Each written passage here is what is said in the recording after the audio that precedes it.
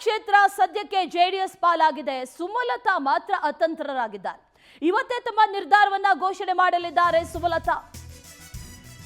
ಮಂಡ್ಯ ಕ್ಷೇತ್ರ ಜೆಡಿಎಸ್ ಪಾಲು. ಸುಮಲತಾ ಮುಂದಿನ ನಡೆ ಏನು ಅನ್ನೋದು ಪ್ರಶ್ನೆ. ಇವತ್ತೇ ತಮ್ಮ ನಿರ್ಧಾರವನ್ನ ಘೋಷಣೆ ಮಾಡಲಿದ್ದಾರೆ. ಇವತ್ತು ಕ್ಷೇತ್ರದ ಮುಖಂಡರ ಜೊತೆ ಸುಮಲತಾ ಸಭೆಯನ್ನ ನಡೆಸಲಿದ್ದಾರೆ.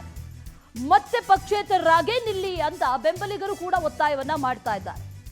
ತಮ್ಮ ಸ್ಪರ್ಧೆಯ ಬಗ್ಗೆ ಮುಖಂಡರ ಜೊತೆ ಚರ್ಚೆಯನ್ನ ಮಾಡಲಿದ್ದಾರೆ ಸುಮಲತಾ. ಆಪ್ತರು ಒಪ್ಪಿದ್ರೆ ಪ್ರತ್ಯೇಕವಾಗಿ ಸ್ಪರ್ಧೆ ಮಾಡುವುದು ಬಹುತೇಕ ಫಿಕ್ಸ್. ಇವತ್ತು ಈ ಸ್ಪರ್ಧೆ ವಿಚಾರಕ್ಕೆ ಸಂಬಂಧಪಟ್ಟಂತೆ ಸ್ಪಷ್ಟ ಸಂದೇಶವನ್ನ ಸುಮಲತಾ ಅಂಬರೀಶ್ ರವಾನೆ ಮಾಡಲಿದ್ದಾರೆ.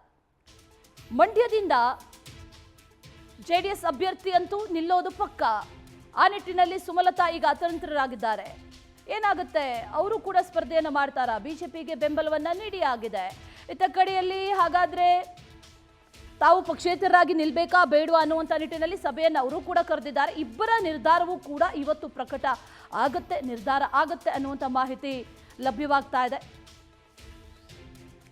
ಈ ವಿಚಾರಕ್ಕೆ ಸಂಬಂಧಪಟ್ಟಂತೆ ಮತ್ತಷ್ಟು ಡೀಟೇಲ್ಸ್ ಅನ್ನ ನೀಡ್ತಾ ಹೋಗ್ತಾರೆ ನಮ್ಮ ಪ್ರತಿನಿಧಿ ದೀಪಾ. ದೂರವಾಣಿ ಸಂಪರ್ಕದಲ್ಲಿದ್ದಾರೆ. ದೀಪಾ, ಇವತ್ತು ಸುಮಲತಾ ಇದರ ಜೊತೆಯಲ್ಲಿ ಕುಮಾರಸ್ವಾಮಿ ಇಬ್ಬರ ನಿರ್ಧಾರವೂ ಕೂಡ ಬಹುತೇಕ ಸಿಗುವಂತ ಸಾಧ್ಯತೆ ಇದೆ. ಇತ್ತ ಕಡೆಯಲ್ಲಿ ಕುಮಾರಸ್ವಾಮಿ ಅವರಿಗೆ ಕಾರ್ಯಕರ್ತರು ಬೇಡ ಅಂತಿದ್ದಾರೆ. ನಿಖಿಲ್ ಕುಮಾರಸ್ವಾಮಿ ಸ್ಪರ್ಧೆಗೆ ಹೈಕಮಾಂಡ್ ಬೇಡ ಅಂದಿದೆ. ಸುಮಲತಾ ಅವ್ರ ನಡೆ ಏನು, ಇದೆಲ್ಲವೂ ಕೂಡ ಈಗ ಪ್ರಶ್ನೆ ಆಗ್ತಾ ಇರೋದು. ಇವತ್ತೇ ನಿರ್ಧಾರ ಪ್ರಕಟ ಮಾಡ್ತಾರಾ ಹೇಗೆ?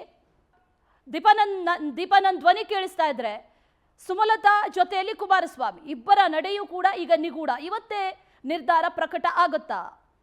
ಅಶ್ವಿನಿ, ನಿಜ. ಇವತ್ತು ಕೋರ್ ಕಮಿಟಿ ಸಭೆಯನ್ನ ಕುಮಾರಸ್ವಾಮಿ ಅವರು ಕರೆದಿರುವಂತದ್ದು.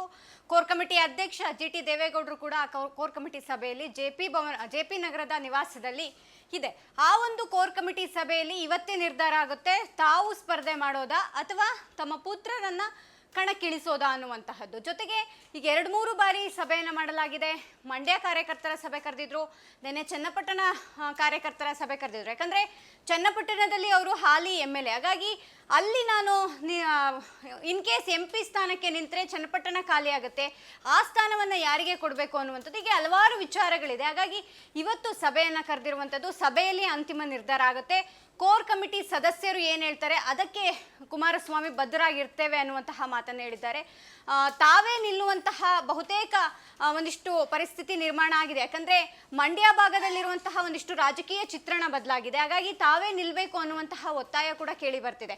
ಪುತ್ರನನ್ನ ನಿಲ್ಸಿದ್ರೆ ಮತ್ತೊಮ್ಮೆ ಸೋಲಿಸ್ತಾರೆ ಅನ್ನುವಂತಹ ಭಯ ಕೂಡ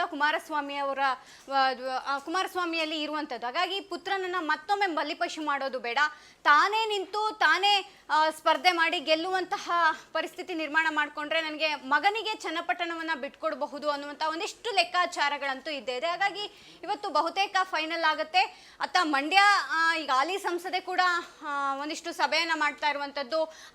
ಅವ್ರದ್ದು ಕೂಡ ಒಂದು ಥ್ರೆಟ್ ಅವರಿಗೆ ಇದೆ. ಯಾಕಂದ್ರೆ ಸುಮಲತಾ ಅವರಿಗೂ ಕೂಡ ಅವರದ್ದೇ ಆದಂತಹ ಒಂದಿಷ್ಟು ಮತಗಳಿದೆ. ಹಾಗಾಗಿ ತಾವು ನಿಲ್ಲೋದಾ ಮಗನನ್ನ ನಿಲ್ಲಿಸೋದಾ ಅನ್ನುವಂತಹ ಗೊಂದಲ ಅಂತೂ ಇದ್ದೇ ಇದೆ. ಇವತ್ತು ಎಲ್ಲದಕ್ಕೂ ಕೂಡ ಫುಲ್ ಸ್ಟಾಪ್ ಬೀಳುತ್ತೆ. ಒಂದು ಕಡೆ ಸುಮಲತಾ ಅವರ ಒಂದು ನಿರ್ಧಾರ ಏನು ಅನ್ನೋದು ಸ್ಪಷ್ಟ ಆಗುತ್ತೆ, ಮತ್ತೊಂದು ಕಡೆ ಕುಮಾರಸ್ವಾಮಿ ಅವರ ಸ್ಪರ್ಧೆಯ ಕುರಿತು ಕೂಡ ಇವತ್ತು ಸ್ಪಷ್ಟವಾದಂತಹ ಒಂದು ನಿಲುವು, ಒಂದು ಚಿತ್ರಣ ಇವತ್ತು ಹೊರಬರುತ್ತೆ. Ashwini. Okay Deepa, thank you ನಿಮ್ಮೆಲ್ಲ ಡೀಟೇಲ್.